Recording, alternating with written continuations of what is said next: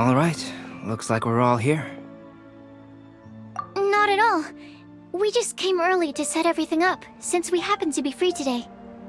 Kale put up the tent so quickly, but still managed to tie very sturdy knots. You can really tell that she's a professional. I didn't do much apart from passing materials around. Thanks. It's all thanks to Master and Cyno. They taught me everything I know. What can I say? For a skilled adventurer, this is just another day on the job. Are you quite finished? Or were you going to sing each other's praises till the moon rises? Come on, let's all sit down.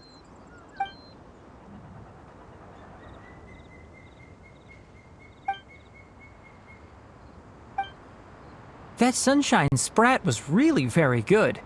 I didn't watch you cook it, but I believe that the prominent umami flavor of the dish owes itself to more than the fish alone. That's correct. Any further deductions? Let me think. The aroma was quite uniform. Unlike that of a spice blend, it was also unfamiliar to me. So I would venture that it was a Mondstadt specialty. As far as edible Mondstadt plant species are concerned, calla lilies are usually used in soups. So if I had to guess... small lampgrass? That's right. I've long heard that Sumeru's fish with cream sauce is noted for its gentle texture, which brings out the tenderness of the fish. Here in Mondstadt, we're not quite as varied in the use of spices as in Sumeru, but the principle of bringing certain distinct flavors to the forefront through combinations of natural ingredients is very much the same. I liked it a lot. I'm curious as to the exact ratio of ingredients. I'll write a copy of the recipe for you. Would anyone like to try the nutrient-dense meal I made? I'll have some. What about you, Kale? It doesn't look like you've eaten very much. Is your appetite low at the moment? No. I just don't eat a lot normally.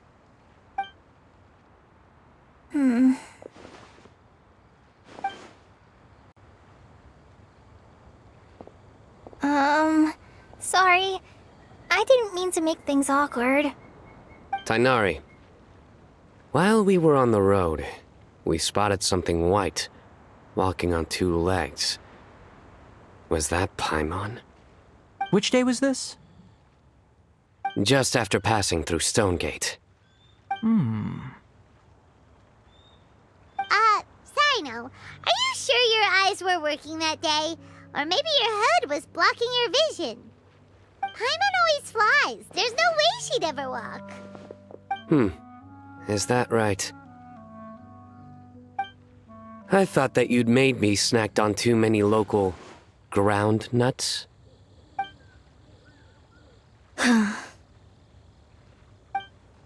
No?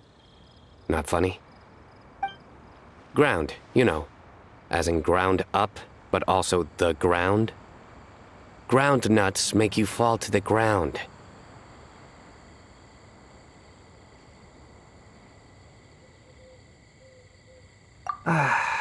Think of this as part of the process of getting to know Cyno. On the bright side, these jokes show that he thinks of you as his friends. Still, we could test the hypothesis. What hypothesis? That plant species indigenous to Mondstadt may have an effect on the motor functions of flying lifeforms. Hey! Paimon's not your test subject! Anyway, by your logic, wouldn't that mean that eating, say, Zaitun peaches, that would make a sick Paimon peachy in no time, or... Hey! Not you two! I think the Traveler and Paimon's conversations are more entertaining than Cyno's jokes. I see. You must have been keeping quiet about this grievance for quite some time now. You seem much cheerier now that you're here in Mondstadt, Cyno. Actually, feels like you're a completely different person. That's because I'm Cyno the Adventurer. It's not? in fairness, you only saw him in his work mode while you were in Sumeru. He's actually like this most of the time when he's in a good mood. Yep, it's true. Sometimes when he's eating, he'll grumble about how the bowl is too shallow for the amount of food it contains and other random stuff like that. I understand. Then allow me to reintroduce myself. Before, you knew me as General Mahamatra Cyno. Now, please see me as Cyno the Adventurer. Yeah, so that's another thing he does. He'll keep repeating something he thinks is funny until you stop trying to resist. So you have two different mental states? Almost like different phases of matter. Interesting. I want to learn to do that too. I think in your case, the two states we would end up with would be highly conscientious sucrose and stupefied sucrose. Oh, by the way, was there any reason in particular that you chose Mondstadt as your destination on this occasion? Oh, well, Lisa once told me that the Windbloom Festival is one of Mondstadt's biggest events of the year. I wanted to take this opportunity to give everyone a Windbloom as a token of my heartfelt gratitude for everything they've done to look after me.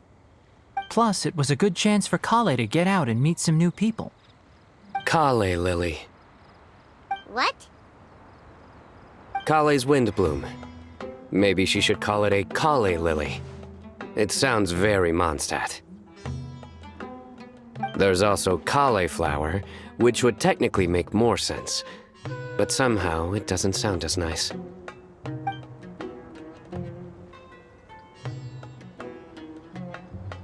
Moving swiftly on. Wow, he just completely ignored the joke and carried on the conversation. Guess sometimes that's the only way forward. Sumeru's been through some major changes recently, and things at work have only just started to calm down. I don't get many opportunities to take a vacation, and this was a chance to join Kale on her trip while also learning a few things about Mondstadt's flora and fauna that I'll be able to pass on to my peers and students on my return. Two birds with one stone. How about you, Cyno? I came to ensure Kale's safety. That's just an excuse. Plain and simple. Also, there's the matter of a Genius Invocation TCG custom-made card back. Aha! So you did have an ulterior motive. Have you all played Genius Invocation TCG before? And that is why I am proud to call you my friend. When I first began contemplating getting a new card back, I asked around before eventually deciding to ask the legendary Mr. Kaltz for guidance. A friend of mine, Sawada, whom I played cards with on occasion, had been to Inazuma for the Irodori festival. He told me that Kaltz was a Mondstadter, so I should try my luck there. Calx? Isn't that... You mean, he's a friend of yours? I see. So, you came to Mondstadt in search of Calx. No, that is inaccurate. I came here principally to protect Kale. You most certainly did not. Kale's been here on the quiet numerous times, and this is the first time you felt the need to join. Not only me, same applies to you too, doesn't it? If my writer friend were here now, I'm sure he would describe this curious coincidence as having the makings of a good story. It's always a pleasure to meet a fan. Oh, here he comes. Wait, you mean you're Mr. Kaltz? Having my new friends address me by my pen name feels somewhat unusual. Please, just call me Albedo. Huh. So you're Calx. Cyno's been talking about you non-stop recently. He's intent on getting you to design a bespoke card back for him. You didn't have to say all that. I don't usually take private commissions, but I believe that we are friends now, all of us. Our conversations have been deep and interesting, and Cyno, Your passion for this game is indeed one of a kind. I can see it in your eyes. Obviously. And given that you've come all this way from Sumeru to see me, I'd be quite honored to take this commission. Wow, your teacher's so nice. I feel the same about yours. Well, they definitely have different personalities, but they're similar when it comes to their character. So, how much should I budget for the timeless masterpiece you will produce for me? Surely, timeless masterpiece is something of an overstatement. Any artwork fit to appear on the reverse of my card decks is by definition a timeless masterpiece, even if I do say so myself. Don't mind him. These TCG nutjobs are all like this. I see. So, this has an almost religious significance. Well, for starters, I'd like to hear a few more of your jokes. My jokes? You like them?